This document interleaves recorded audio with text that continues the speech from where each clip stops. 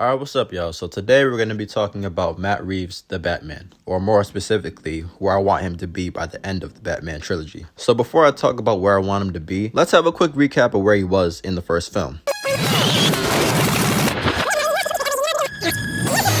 He's pretty much isolated. He doesn't really have anybody in his life besides Alfred. He meets Catwoman, but by the end of the film, she left for Bloodhaven.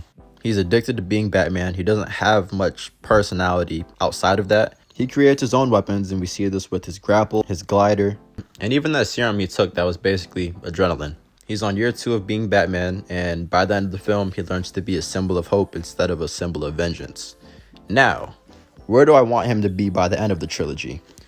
To start off, I want him to have a bat family. Now, you might be asking, why do I want him to have a bat family? He's isolated. This trilogy is supposed to be focused on him.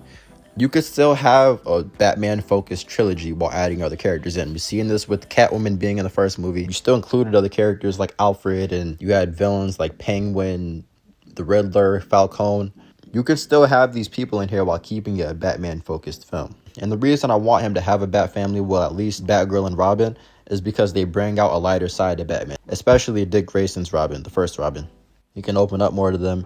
He's way more of a loving person, unless he still broods, but he's more of a loving and compassionate father figure to them, depending on the iteration. Next, I want him to develop his personality as Bruce Wayne. He doesn't necessarily have to create this playboy persona, but I do want him to get overall better with speaking. I want him to have better speaking skills. I want to see a more charismatic, a more well-spoken version of this Bruce Wayne, because it can help him in a lot of areas, and just in general trying to get his emotions across. We saw in the first movie he obviously has feelings for Selena Kyle, but it seems like he doesn't really know how to express that. So throughout the course of this trilogy, I want him to get better speaking skills.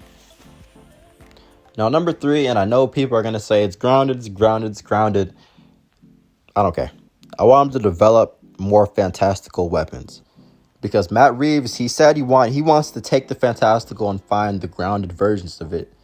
But you still have things like Batman hitting like the top of cement midair and flying and hitting the ground and surviving. He just casually gets up from getting shot with a shotgun. He walks into bullets. This is not your everyday person. I don't care if you say this is realistic. I don't care.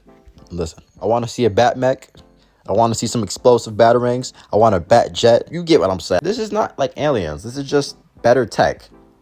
And I'm not saying he has to be the one that makes it. I'm saying he lets someone in his life like a Lucius Fox or whoever. You feel me? Someone who can help him create this more fantastical tech. Now, last but not least, by the third movie, I want him to at least be on year 4 of being Batman. He doesn't have to be on like year 10 or anything. I feel like unless the story calls for it, there's not really a point in that.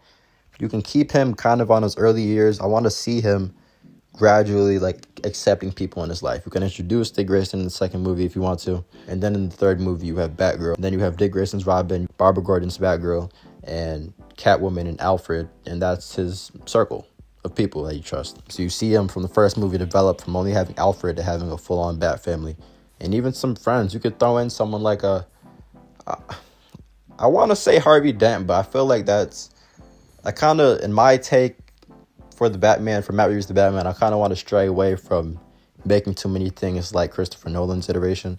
I would throw in someone like Ethan Bennett from the 2004 Batman series. He's an original character, and I feel like that could really work and separate the Matt Reeves Batman series from the Christopher Nolan trilogy.